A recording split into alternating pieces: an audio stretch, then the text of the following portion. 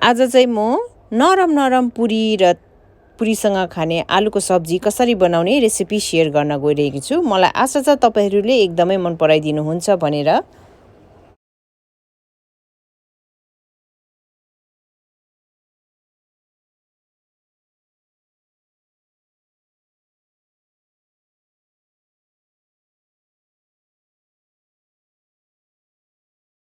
नमस्ते, म छितेन तपाईहरूलाई स्वागत गर्छु मेरो च्यानलमा।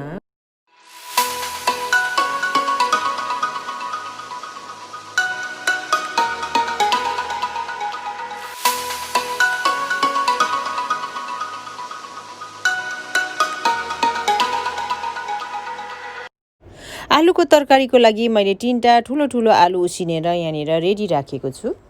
सानो चम्चाको आधा चम्चा जिरा, ठुलो चम्चाको 1 चम्चा धुलो खोर्सानी, हर्दी सानो चम्चाको आधी चम्चा, 2वटा हरियो खोर्सानीलाई मसिनो यसरी काटेको छु, ठुलो चम्चाको 2 चम्चा तेल, नुन स्वाद अनुसार, ठुलो चम्चाको 1 चम्चा चाट मसला, थोरै धनिया पनि लिएको छु। कराईलाई राम्रोसँगले तताएपछि यो तेललाई राख्ने। तातो तेलमा यो जिरालाई राखिदिने। जिरा सँगसँगै हरियो खोर्सानीलाई पनि, अब यो धुलो खोर्सानीलाई पनि राख्ने, हर्दी पनि राखिदिने।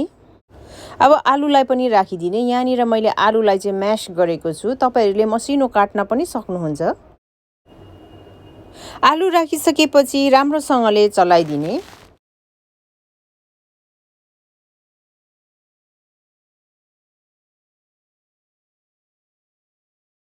आलु राम्रोसँगले मिक्स भइसकेपछि यसमा पानी राखिदिने।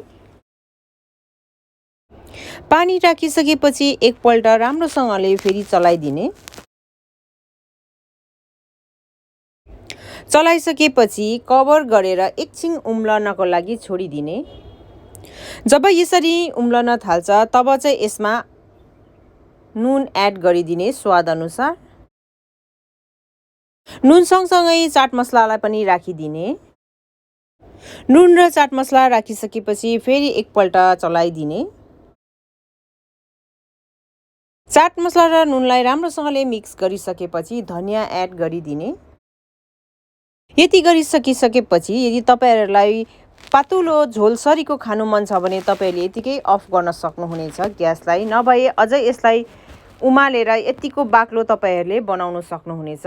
पुरीसँग खाँदा पातुलो भन्दा अलिकति बाक्लो तरकारी नै मिठो हुन्छ आलुको, त्यही भएर मैले चाहिँ यतिको बाक्लो बनाएँ र यो चाहिँ पर्फेक्ट पुरीसँग खाने आलुको तरकारी रेडी भइसकेको छ।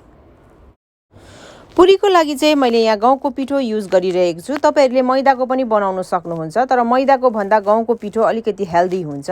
त्यसमा मैले थोरै नुन राखेँ र सँगसँगै थोरै ज्वानो पनि राख्दैछु र यी दुईटा सामग्रीलाई राम्रोसँगले पिठोसँग मिक्स गर्ने। कम्ती पानी राख्दै पिठो मुस्ने।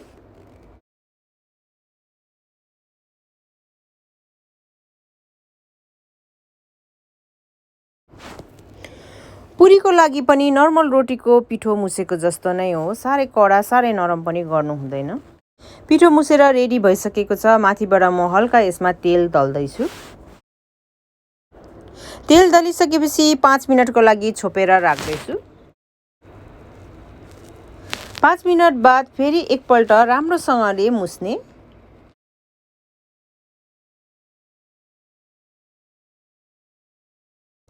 अब एकछिन मुसिसकेपछि तपाईहरूलाई पुरीको साइज कत्रो मनपर्छ त्यही अनुसार तपाईहरूले डल्ला काटेर राख्न सक्नुहुनेछ।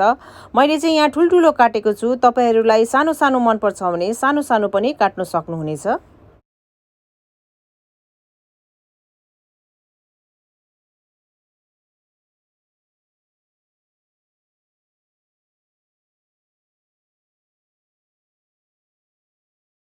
पुरी पोल्नको लागि मैले यहाँ कराईमा अघि नै तेल तताएर रेडी गरेको छु। अब यसरी एक एकवटा पुरी पोल्दै जाने।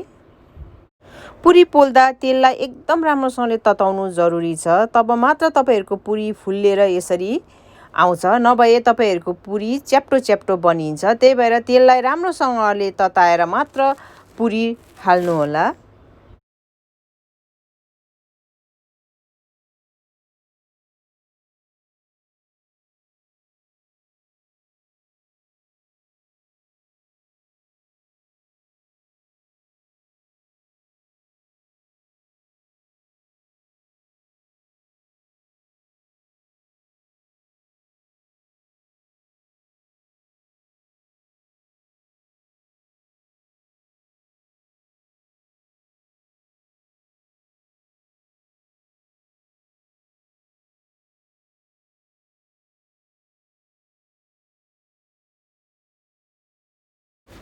तातो तातो पुरी र आलुको रेसिपी कस्तो लाग्यो कमेन्ट गर्नु चाहिँ नबिर्सिदिनुहोस् है।